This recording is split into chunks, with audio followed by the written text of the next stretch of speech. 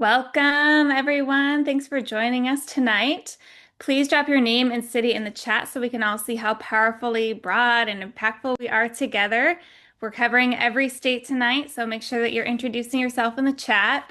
I'm Lauren Hipp. I'm with Moms Rising. I'm the National Director for Early Childhood in Washington State, and I'm so excited to be here with y'all tonight.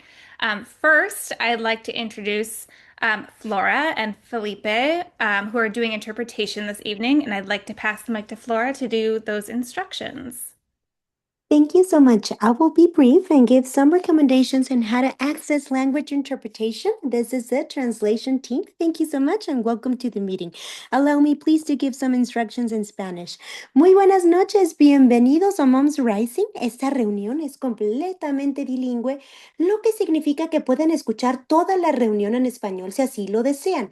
Voy a poner las instrucciones en el chat, pero es muy sencillo. Vayan al símbolo del mundo o tres puntitos donde dice More. Seleccionen interpretación, español, terminado y done. Si tienen cualquier problema, estaremos monitoreando el chat. Por favor, háganoslos saber. Thank you so much. Just a friendly reminder, if there's going to be participation, please also select English so you can hear everything from Spanish into English. Thank you so much. The instructions will be posted in the chat, and I hope you have a great meeting. Thank you. Now for a few more instructions. As we're together tonight, please use the heart emojis, the celebration emojis, and the chat to support and communicate.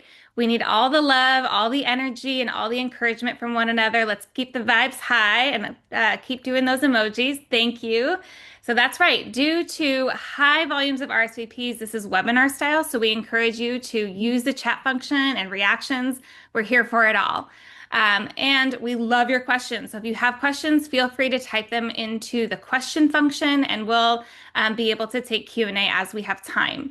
Today, we have several superstar guests who are champion leaders in Congress who are fighting for childcare and are just generally champions for children and families. And they're talking about the powers of moms, the hurdles we face, and the solutions that we can get to together.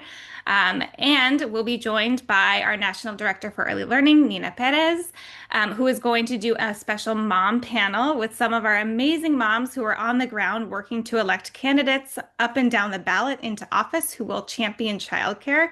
I'm super excited for that. But to start us off, we're going to hear from Moms Rising's Executive Director, Kristen. I'm going to pass it over to you now. Thanks so much, Lauren. Thank you to everybody who has taken time out of their busy schedules tonight to be with us here. It's June and summer is in full swing. And while the World Cup is capturing our hearts and our attention, families are stressfully facing the penalty shots of a care crisis in motion. Trying to find childcare right now for our kids this summer and basically for any day of the year is harder actually than winning the World Cup. Moms know it, we know it, and we need elected leaders across the country to know it too. So this June, we're having a community Zoom, which you're on right now, to celebrate the power of moms as we pass the ball from moms to mom to create a million-strong team who are working to elect candidates like the ones we have on tonight who will fight for childcare. Can we get some cheers? Can we get some emojis? Let's have some hearts. Let's have some wonderful little emojis that you all find, and let's put them out there because we are excited to build change. Moms are powerful. More than 80% of women become moms in America. Moms are a large portion of voters. 3/4 of moms are in the paid labor force. Moms are driving our economy. They're fueling our communities, and they're raising our future leaders. And importantly, moms are demanding solutions for the childcare crisis. So today, drum roll please, we are launching the 2026 Mom Seal of Approval on Childcare. We're announcing our initial slate of spectacular superstar candidates who have earned this prestigious honor and will fight to address the childcare crisis we're all facing. Can we get some emojis for these rising leaders and for our current leaders who are champions? We are thrilled, speaking of which, that we have some champion members of Congress on with us tonight and champion moms who are moving big solutions for big childcare change. Thank you. Let's get some emojis of thank you. Woo! And speaking of solutions, in addition to the spectacular leaders joining us tonight, of course, everyone here is also part of the solutions. So we have some ways for you to take action. We've heard you loud and clear. You like to hear about actions in the beginning of our Zooms, the middle, and the end of our Zooms. So we'll be putting 5 actions, 5 ways for you to take action in the chat right now through the evening, and we'll cover those at the end again. So stay tuned for that. Without further delay, I pass the mic back to the amazing, spectacular superstar who is Lauren Hipp. Lauren, to you. Thank you so much, and thanks to all of you for joining tonight, including our first powerful, incredible speaker, Representative Ayanna Pressley. I'm going to do a quick intro and then pass it over because I know that's what y'all want to hear about. So Congresswoman Pressley serves as the U.S. Representative for Massachusetts' 7th Congressional District. When elected in 2018, she became the first woman of color to represent Massachusetts in Congress, following a historic tenure as the first woman of color elected to the Boston City Council in 2009. Raised in Chicago by a single mother who was a dedicated tenant rights organizer, Pressley learned the value of civic engagement early in life. After attending Boston University and working as a senior congressional aide, she transitioned to public office. Guided by the principle that the people closest to the pain should be the closest to the power, her legislative work in Congress prioritizes bold reforms in the criminal legal system, worker protections, reproductive rights, and support for survivors of assault and harassment. Congresswoman Pressley, welcome. Thank you. Thank you, Lauren. Thank you, Kristen. Thank you to Moms Rising. I am so over asking myself, how far can this fascist government go? And much more focused on not how low can they go, but how hard can we fight? And I know something about fighting, not only as a proud bonus mom, even though this administration doesn't consider me a real mom, but I learned about fighting because every child's first teacher is their parent. And I had an extraordinary one in my mother, who you just heard a little bit about. She was a righteous role model in the power of movements, the power of our civic engagement. But I also received some sobering lessons about the ways in which policies did not support her or our family. As an only child and a latchkey kid, as young as 5 years old, I would be at home by myself. And my mother, before she would leave for work, would say, don't tell anyone that I left you here, but I can't afford, she had no other options. And I would be in touch with her throughout the day while she was at work, but she was always afraid if someone knew that they might take me away from her. But we didn't have any other family, and so she didn't have many options. And she carried shame about that. And it was never her shame to carry. The shame is that in this country, that any family would feel that they are alone in the safeguarding, in the caretaking of their child. I mean, James Baldwin got it right when he said the children of the world are all of ours, all around the globe. And so again, I'm no longer asking myself, how low can they go? And much more focused on how hard can we fight? And I know everything about fighting from the righteous role modeling example of my mother. And I also know the power of policy. Policies are not these static documents that live on a shelf. They are animated in our lives every day. Policies determine who lives, who dies, who survives, and who thrives.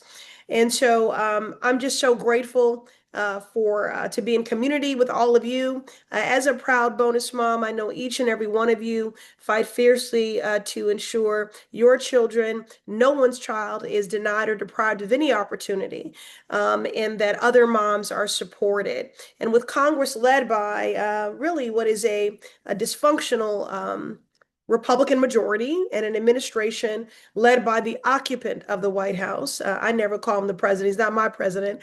He's simply occupying the Oval Office. We have seen nonstop attacks on the gains made in our country. And we've also seen a Supreme Court, as recently as today, it's hard to keep up with these rulings, complicit in this extremism. Moms Rising, you see it. You bear witness to it every day. You've been in the crosshairs of it. They are attacking our children, our families, our neighbors. I've worked for decades on ways in which to prevent, combat, mitigate, and to treat childhood trauma. And I am just shell-shocked by the legacy of this administration, hell-bent on practicing child abuse, child neglect, and creating an entire generation of traumatized children. So they are harming our children with these extremist policies, our immigrant neighbors. They are threatening, our bodily autonomy, which is really where all freedom begins. And solidarity is so key in this moment because under an extremist authoritarian regime, this harm is coming for everyone. And furthermore, we have seen families that were already struggling. That struggle has been compounded by some of the worst increases in the cost of living that we've seen in quite some time, making it harder, if not impossible, to afford groceries, to have access to housing. In fact, just yesterday, I have 4 housing bills and a large bipartisan housing package that was supposed to be signed into law. And the occupant of the Oval Office refused to sign it until we passed the SAVE Act. That bill, that omnibus, is called the Road to Housing. Instead of us being on a road to housing, if he has his way, we're on a road to voter suppression. Instead of us being on a road to housing, if the occupant has his way, many families will be on the road to struggle because we know housing determines everything. Quality health care, all of these things are under attack. And of course, what brings us all here today, they're making it extremely difficult to afford childcare among so many other costs that come up in our day-to-day lives. And childcare, y'all, we thought folks learned their lesson during the pandemic. That's not a nice to have. That is a must have. It is essential. And yet we are still in this fight and making the case. Since 1990, childcare expenses have more than tripled, outpacing wages, groceries, and even housing. Childcare is one of the most expensive items, one of the most expensive bills for a family, for their budgets, especially in the Commonwealth of Massachusetts and the Massachusetts 7th, which I have the honor of representing, where we have seen some of the highest costs in the country. Family, it does not have to be this way. Community, solidarity, civic engagement. This is how we get to the other side. Every family should have the freedom to find and to choose the childcare setting that matches their unique family's needs, regardless of zip code. And childhood educators, because we reject binary choices, y'all. Childhood educators should be compensated with family sustaining wages and benefits. They can't be taking care of our children and they can't support their own. Again, solidarity is so important in this moment. Now, making these changes would finally acknowledge that childcare is a public good, a collective responsibility that is beneficial for our children's health and well-being, the economy, and our future. As I close, I just want to share with you all, in many ways, yes, these moments are unprecedented, at least for our lifetime. But we have faced dark times as a nation before. And as someone who is a student of movements and history, I always look back in order to chart a path forward. And there are 3 elements that have been core to every successful movement. The first is imagination, y'all. Imagination. We cannot lose sight of the dream, the radical, achievable dream of what true justice looks like for parents and childcare workers. Even if people tell us it's not the time, one of my favorite civil rights leaders, Dorothy Height, said, if the times are not ripe, you have to ripen them. So we need imagination. The second is strategy. We have to keep pushing forward progressive legislation, but also build the power of this movement of moms rising, bringing our families, friends, and neighbors into the fight. There's so much more that we can do at the different levels of government. And finally, y'all, this is the hardest part of any successful movement, but moms know something about this because we prove it every day. Stamina. Stamina to withstand the opposition and the ups and downs that come with movement building, especially when there are those who want to make us feel that those harms inflicted upon us are an inevitability. So I will stop there. I'm so inspired and grateful for each and every one of you. It's an honor to be in community with you. I'm so grateful for this movement. Thank you for standing in the gap, y'all. Thank you for fighting for every family. Thank you for fighting alongside moms around the globe in defense of what we know to advance a better world. It's possible, y'all, and we'll get there. Thank you so much, Congresswoman Pressley, for being such an incredible champion for families.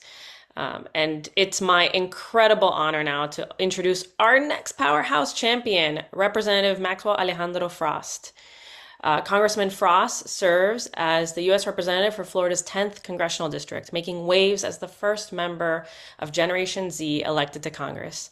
Raised in an adoptive family with deep roots in music and education, Frost's trajectory shifted following the Sandy Hook tragedy that took our state, sparking a decade-long dedication to community organizing and campaign work. Before entering public office, Frost served as an organizer with the ACLU and as the National Organizing Director for March for Our Lives. I'm going to go ahead and turn it over to, I am in Florida, and I always wish Congressman Maxwell was my congressman. He's not, sadly. I'm so excited to hear from him. Congressman. Thank you so much, and I'll represent you in spirit. I'll represent you in spirit, but thank you so much, and such an honor to go right after my sister in the struggle, Congresswoman Ayanna Pressley, who has been such a bold leader her entire life, but especially in Congress, and I've been proud to fight with her on this fight to extend TPS for Haiti. This morning we were in front of the Supreme Court with just almost no notice when we received this horrible decision that essentially empowers the Trump administration to pick and choose what kind of people we allow here in the United States when there's something going on in their nation. And we know that the situation in Haiti is pretty singular, unique, and devastating. And of course, he is moving to rid our country of Black and brown people. And it is disgusting. But what gives me hope is people like Congresswoman Ayanna Pressley, who is an inspiration to me before I got to Congress and continues to be an inspiration to me in Congress. And so much, thank you so much to Moms Rising for all the work that you all do day in and day out. All the issues, of course, we're all aligned on, but I appreciate your support in this work. You know, when I think about the reason I'm in this, it is because of moms. I am who I am because somebody loves me. And that somebody was my mom, Maritza Frost. And I'm very proud that I've had multiple moms in my life, from my grandmother, who really helped raise me the first 4 years of my life, and I was her caretaker the last 3 years of her life, to my mom, Maritza, who adopted me at birth, to my aunt, Sandra, and of course, my biological mother. And when I think about the work that I've done in gun violence ever since I was 15 years old, I got involved in politics for one simple reason. I didn't want to get shot in school. I mean, that's the entire reason I got involved in politics. I was studying to be a musician. I wanted to play the drums, and that's all I wanted to do. But after seeing the images of those children being marched out of their elementary school with their hands in the air and their little book bags, I remember I became obsessed with researching as to how was this allowed to happen in this country. How could something like this happen? And then I began to learn about politics, and I became pen pals with someone named Sara, who her mother was a teacher at Sandy Hook, and she invited me to go to DC for the memorial. And so my parents let me go. I was 15 years old, and my life changed because I spent a week running around the halls of Congress advocating with people my age, 14, 15, 16 years old. Except the thing that really separated us was the fact that I was there because I was curious.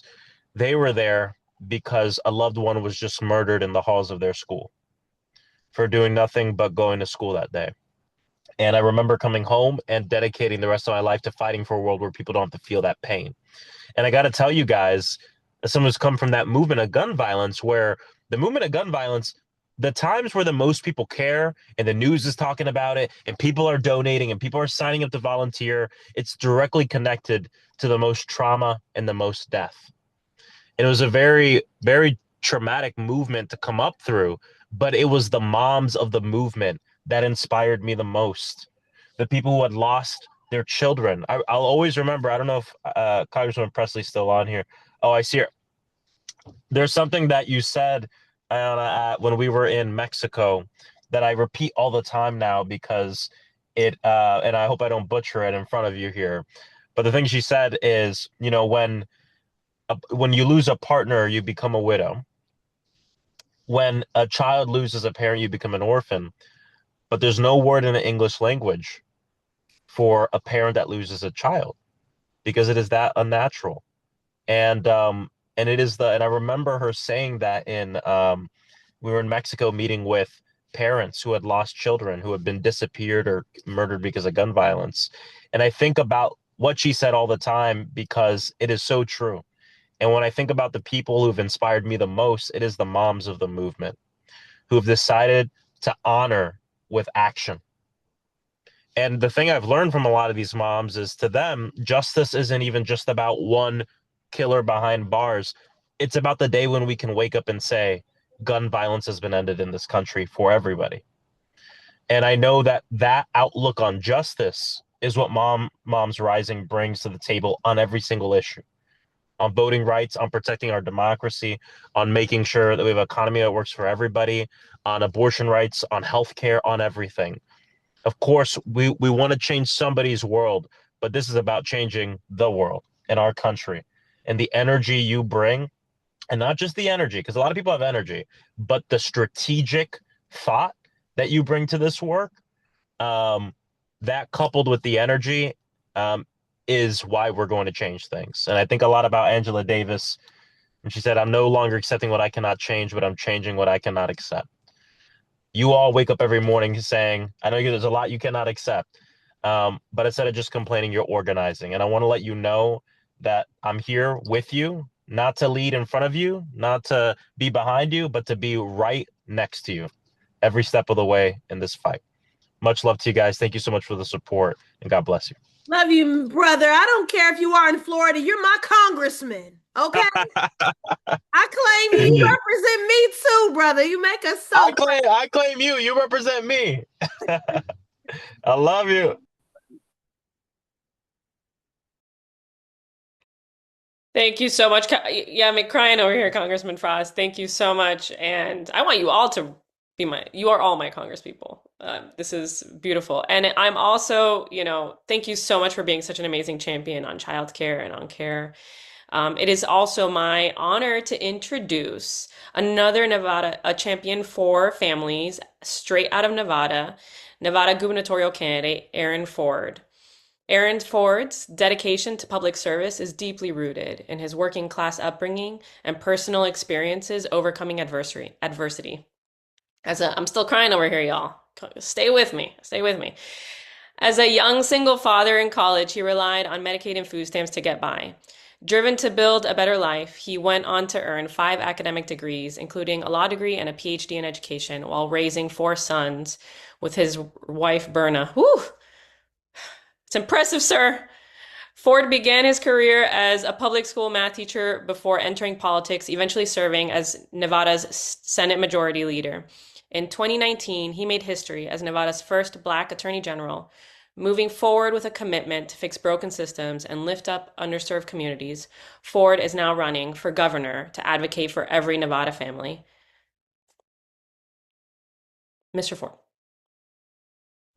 Well, good evening, everybody. Thank you so very much for having me. I am Aaron Ford. I am Nevada's Attorney General. Honored and delighted to be here. And thank you so much to Moms Rising for that incredible, warm introduction and for this honor. Look, to receive the Mom's seal of approval on childcare means the world to me because it comes from the people who are actually doing the work every single day. I was a single parent, and I have a very real understanding of the interesting, the childcare issues that many of us face. And I want to start by saying something simple. I see you. I see what you carry, the early morning drop-offs before a long shift, the scramble when your child care falls through. Happened to me so many times as well. The math that you do every single month, the impossible math, trying to figure out how to afford childcare that costs more than rent sometimes. And look, that's a policy failure, but it's one that we can fix. Right here in the Silver State, I've spent my career fighting for families. I was a state legislator in the state Senate, and as Nevada's Attorney General, and with the help from all of you as Nevada's next governor, I'm going to go after predatory lenders who are targeting our working moms. You're going to see me fight to protect reproductive rights because women cannot make decisions about their family if she can't make a decision about her own body. I've stood up against federal attacks on programs that Nevada families depend on. Both childcare, but childcare is where much of it starts when parents, and let's be honest, when moms can't access affordable quality childcare, everything else can fall apart. You can't get to work, you can't pursue an education, you can't build economic security. And childcare, it isn't just a family issue, it's an economic issue, a workforce issue, and frankly, it's, in my mind, a justice issue. That's one of the main reasons why I'm running for governor of my great state of Nevada, because I think Nevada deserves a leader who doesn't just talk about supporting families, but one who actually has a record of fighting for families, a plan to deliver for them as well. And I want to build a Nevada where childcare is accessible and affordable, where working parents aren't forced to choose between their careers and their kids, and where every child gets a strong start that they need and that they deserve, frankly. Moms Rising has been doing this work for years. You've been organizing, you've been advocating, you've been holding elected officials, just like me, accountable. And you've been ensuring that the voices of moms and of caregivers, that they're heard where it matters the most for wide-scale change. The Mom the Vote 2026 program, that's exactly what this moment demands, because I'll tell you, the people who show up and vote are the people who are going to be shaping what's possible. So I'm asking you to show up. I'm asking you to get your neighbors registered. I want you to go talk to your family members. I need you to make sure that everyone in your circle knows what's at stake in 2026, because there is a lot that's at stake. Like I said, I'm honored to stand with you all tonight, proud to accept this seal of approval. And I'm even more proud of what we're going to be able to build together, y'all. So thank you, Moms Rising, and let's get to work, y'all. Thank you so much for joining us. We are so excited for Nevada. Thank you. The honorary citizens of Nevada. Yeah, come on out. Yeah, but you said it right too. If you're going to come here, you got to say Nevada, because if you say Nevada, you might get upcharged. I'm just saying, somebody might upcharge you, and then you're going to be calling the AG talking about his price gouging, and I'm going to be like, nope. Anyway. Thank you for settling that debate, because Nina and I say it differently. I say Nevada, she says Nevada. It's Nevada. It's Nevada. It's funny because, so my name is actually Aaron. It's not Aaron. I come from a state where pronunciation matters. So it's Nevada, and I'm Aaron. So there you go. Thank y'all. Thank you. Y'all have a great night, okay? Thank you so much for joining us.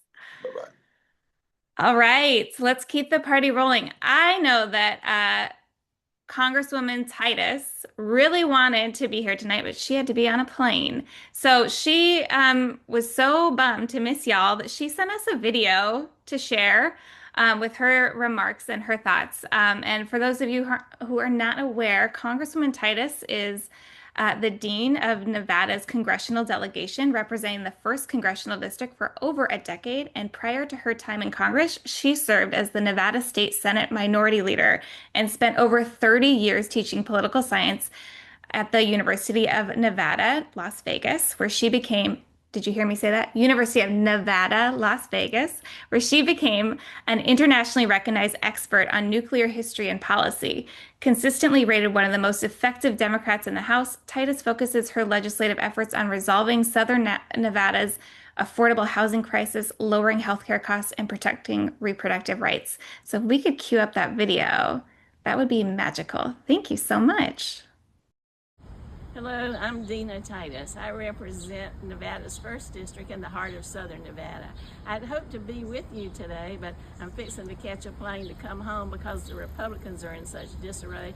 They don't know what to do, and they've shut down temporarily. I just want to congratulate Moms Rising for making child care is such an important issue, elevating it, educating about it, advocating for it. And thank you to Annette Magnus, who is in my district, has been my student and my friend for a long time. She is fighting for you in my state. When you talk about affordability, child care is right at the top of the list of the things that have gone up in recent years. Many states far exceed what's considered the percentage that is affordable. in the home health care situation and in child care. This is the key to a good community. It enables jobs and it creates jobs, and it provides a safe setting and an educational setting for our children. It's especially hard on women, on families, and on the children themselves. So anything I can do to work with you to make this issue at the top of the list on the agenda as we look at how to help families get by and get ahead, count on me. So I'll see you at your next meeting, hopefully in person, and thank you again for all you do. Oh, thank you, Representative Titus. It was so nice of her to send us a few words. And thank you all for continuing to be with us tonight. We have a very special guest who just arrived. Congresswoman Jacobs, you missed the part where we were all fawning over our members of Congress and wishing that they could all represent us. And I am a big fan of San Diego and of Southern California. I love going there to get a little sunshine and see the palm trees. So I'm going to claim you as my, in spirit, my Congresswoman. So welcome. She's an amazing speaker, incredible leader, and childcare champion. We have Representative Sara Jacobs here, and she is serving being here with us tonight for those really important reminders of our own power and of the critical importance of the work ahead to solve the childcare crisis and put us on the path toward universal childcare. And for all that you are doing day in and day out to help us build a country where all children and families can thrive, we cannot thank you enough. And thanks for bringing the energy, the fun, and keeping the eye on the ball for all of us. Thank you so much. And thank you so much to all of our childcare champions who joined us tonight, who are working alongside all of us to advance these really critical policies that help children and families build good lives. We are so proud to release our initial slate of candidates who have earned the mom seal of approval on childcare. Please show them some love in the chat and throw up some emojis. We're going to put in the link to that document right now. These candidates have heard you and they're ready to work alongside you. And with that, we're not done. I'm very honored to introduce a powerful panel of moms who have been working to elevate childcare as an election issue and elect candidates to office who will work with us to advance childcare solutions that allow all families to thrive. They're going to invite you in and help us spread the word and get even more candidates to take the childcare challenge up and down the ballot to make sure that we have folks who are going to deliver on childcare. So please join me in welcoming Sara from California, Kristen from Georgia, and Gamble from Florida. Hello, hello, and it is my incredible honor to be able to facilitate this panel. I want to make sure that you can see everybody's on the screen. So I'm going to go ahead and get us started while we're figuring out that piece of tech. So we would not be Moms Rising if we didn't have our mamas on. And it's moms who have made this possible. Like every single champion that you saw here tonight, it's because moms have been reaching out. So many of the candidates who spoke today talked about how they've been hearing from Moms Rising members. That's people like you on this call, people like Gamble and Kristen and Sara. And so Gamble, Kristen, and Sara, each of you have been deeply involved in shaping and bringing this work to life. And we just want to ask you a few questions about your experience. But where I really wanted to start is we just heard from some amazing childcare champions, folks who are really committed to the work of childcare. How did it feel hearing from these elected leaders after all the work you all have been doing on this issue over the last couple of years? And why is it so important to have champions out there working on childcare? And we'll start with Gamble and then we'll go to Kristen and Sara. Thank you, Nina. It's great to be here tonight, and I am feeling very encouraged and motivated after hearing from some of our awesome representatives. I think having champions at that national level and even at the state level, it's critical because, as they've touched on, childcare is like a critical pillar of the economy. And if parents want to be in the workforce, they need that support for their children. And kids deserve quality childcare. So they are, their little brains during the first 5 years of life, they're little sponges, and those years are foundational. So for them to be in a childcare center that is safe and clean, affordable, accessible, the people working there are paid a living wage and enjoy taking care of the kids. I just think that's critical. So we need to have people focusing on those policies. And I'm so appreciative for the enthusiasm we heard tonight. Thank you, Nina. I will echo Gamble. Childcare is obviously a very critical issue. The buzzword of the year seems to be affordability, and childcare is an economic issue. It's a workforce issue. It is, most importantly, it's a community issue. It's something that so many families need in order to thrive and to move forward in life. And so I think it's amazing that so many elected officials on the local level, the state level, the national level are willing to get in the ring and continue to advocate for families to have the support that they need and child caregivers as well. So I'm super excited about these champions. And I also want to give a shout out to my senator who's running for reelection, John Ossoff, who is also a recipient of this year's Mom's Seal of Approval. I also echo Gamble and Kristen and just like the necessity of this, how important this is, how much it matters. But it's also really encouraging to hear politicians actually talking about it. And like I remember going to one of the first meetings and Kristen, the director, talking about how this isn't a personal failure issue. And so often the way we've talked about it is like, I couldn't make it work. I had to leave the workforce because I couldn't make it work. And having this conversation shift to actually hearing politicians take responsibility for this being a policy failure is really encouraging and inspiring. Yeah, because it is. It's a policy failure that's impacting a lot of us and the affordability, all of it, all around. And thank you so much. I think you all touched on every point. Like, if we don't have champions out there in Congress talking about childcare, then childcare is not going to get done. Like, that's it. That's period. And that's why it's so critical that we continue to talk to our elected leaders about those issues. And one of the things that always strikes me about our Moms Rising Mamas and membership is that no matter where people live, like Sarah's in California, Kristen's in Georgia, where we span the country, everybody is being impacted by the childcare crisis, whether you're a parent or not.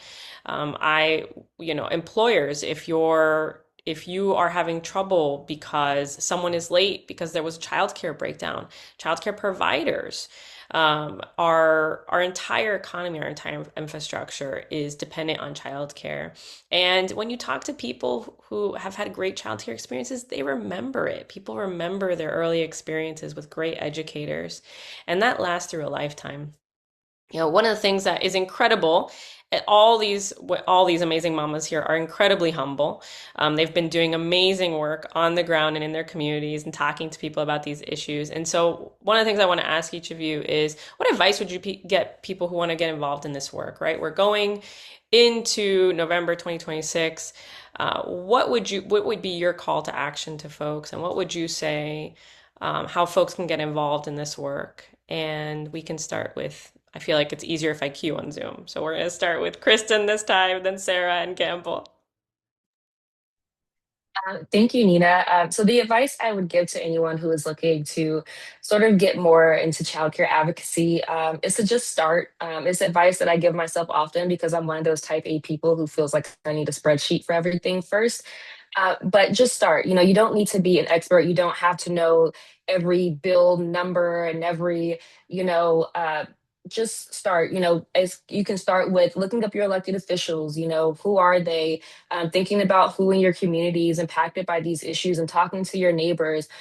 Just getting to know people, and you can start reaching out to your elected officials, asking them what they are doing about this issue. What bills have that they supported, hearing other people's stories in your community. So yeah, that is the advice that I would give. Attend some of your town halls in your local community. Just start to show up and get involved, but just start anywhere.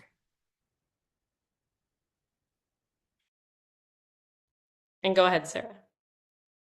My mute isn't working, but now I think I'm back. Okay.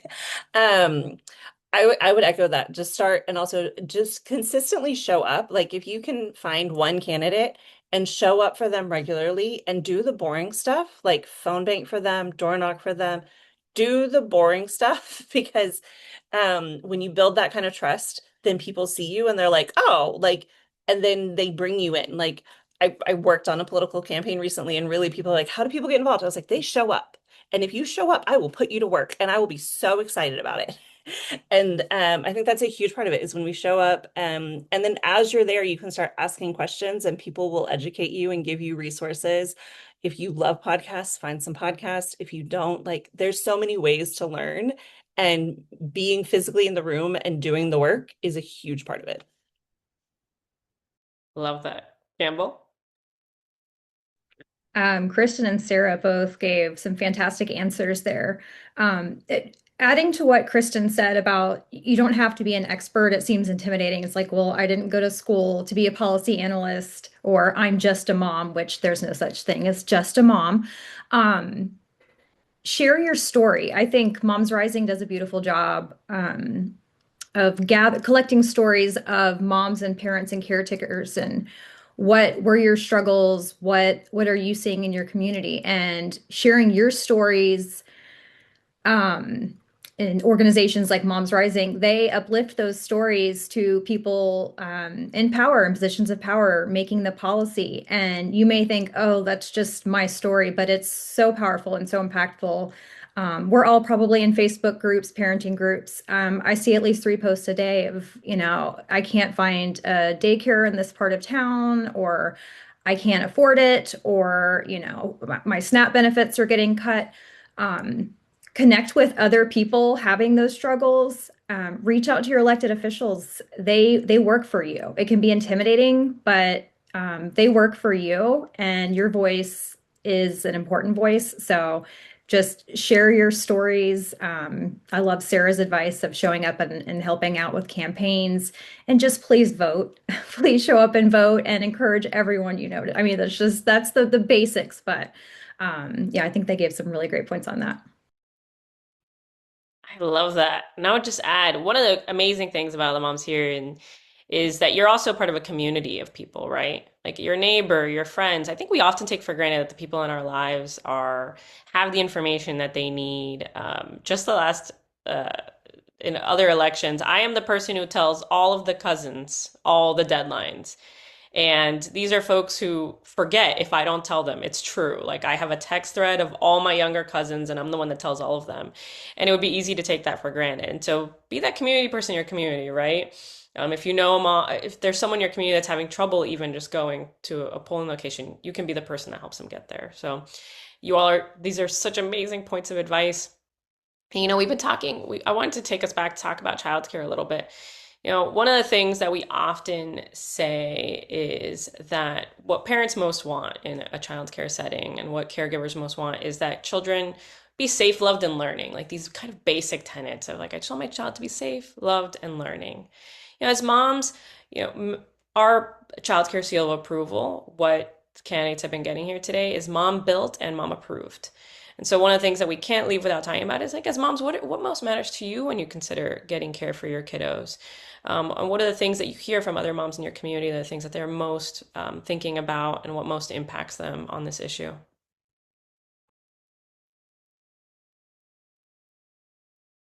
And I didn't do the queuing. So we're going to start with Sara this time, and then Gamble, and then Kristen. I appreciate you all.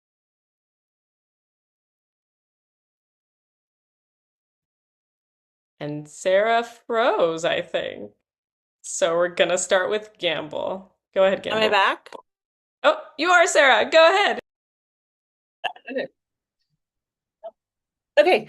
I think the thing that's most important to me is like people that are actually excited about spending time with my kids, and will give them grace and be patient with them, which means they can't overworked. They have to have support. They have to have the supports. We heard you. Like the folks who take care of our kids have to have the supports that they need, right? One of the things I often say is that, I want the person caring for my kids to be able to take care of their own kids. And that means having great wages, right? Family supporting wages. That means having everything they need to meet their basic needs. Because if they're stressed, that's not going to be great for anyone in the situation, right? I know that when I'm stressed and I've only got one kid, I'm not the best version of myself, right? And so it's so important to have those wages and to really support our providers. I'm going to go ahead and transition us to Gamble. Thank you so much, Sara. Definitely ditto to what you said, Sara. You want them to be happy and to know that their families are taken care of at home, that they're being paid a living wage. And just I mean, I think it's the basics, but unfortunately cost drives so much of the decision. But is it accessible? Is it convenient to your home and your place of work? Is it affordable? Obviously, the big one. Is it safe? Is it clean? Um, these are your babies and their formative years, so you want them to be somewhere that's happy and safe and nurturing and loving. And every family and every child deserves that. So I think that's so important. Go ahead, Kristen. Yes, completely agree with Sarah and Gamble. I had my daughter in 2021.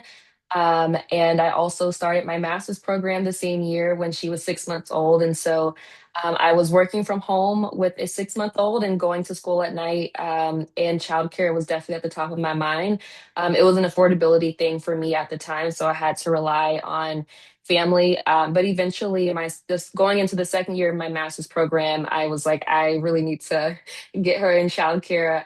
But the distance from home was a really big thing. The price was a really big thing, and even just the quality, because I think whenever we did transition to daycare, she cried like every day for like 3 months straight. And childcare providers had to have the patience and the strength to sort of deal with that, because I'm sure she probably wasn't the only child who had some anxiety about transitioning away from home. And so, to echo Sarah and Gamble, childcare providers need support. They need, um, a living wage. They need to know that their needs are met also, so that they can come to their childcare facilities and take care of other people's children and be in the best state of mind that they can be in. So completely agree with them. And, even to this day, I'm still sort of a helicopter mom, but we'll get there. I, we covered so many of the things that are in the challenge that we put forward to candidates on what is it that parents actually want in their childcare. They want people who are loving on them, who have family supporting wages in order to be able to do that. We want accessibility. We want affordability. And accessibility means a lot of different things, right? It could mean the time of day that you need that childcare. It could mean the to Kristen's point, the location, right? If you got to drive 30 minutes to your childcare, that's also just less time with your child, right? And less time in your day. How is it that we make sure that childcare is the center, is recognized as the center of our community that it is? So not only that children are safe, loved, and learning, but they're also the people doing this work with us on a daily basis. And so I just want to say a big, big thank you to these mamas who are part of our volunteer force of mamas on this campaign. And we would love for all of you to join us. This is not something we can do alone. The more of us that are out there knocking on doors saying, be a childcare champion, the more powerful we'll be. So we're going to be dropping a link in the chat. And we ask you to join us in this fight and to join us in making sure that we get as many champions for childcare as we can. And to close, I'm going to ask Sarah, Gamble, and Kristen to say what most inspired them about tonight, just in 2 brief words, maybe as brief as you can be. And thank you again. And this time we'll go Kristen, Gamble, and Sarah. What inspired me most tonight is just the energy and the momentum. I think that this is going to be a great year to ensure that childcare is the center of the conversation when we're looking up and down the ballot. And we just heard from some amazing elected officials and candidates who are prepared to drive that conversation. So I'm very excited for the energy and to keep the momentum going. I actually wrote down while Representative Pressley was talking, it just struck me and hit me, and I'm gonna put on a post-it on my mirror. But just, we need imagination, we need strategy, and we need stamina. It can be hard to have all those things and juggle all those things while we're parents and working jobs and doing all the other things. But loved that message, and I love that enthusiasm. So I will be keeping that with me. Yeah, it was really inspiring to see so many leaders take the time to come to this call and say, like, this matters. And to hear them talk about it as part of the larger picture. It's not a women's issue, it's a issue that impacts all of us. And it really is so encouraging to see the conversation changing and hear people consistently advocating in the ways that recognize the whole system and how all of us are impacted by it. Thank you. And I'm excited to have us close with our amazing leader, our executive director, Kristen Rofinkbeiner.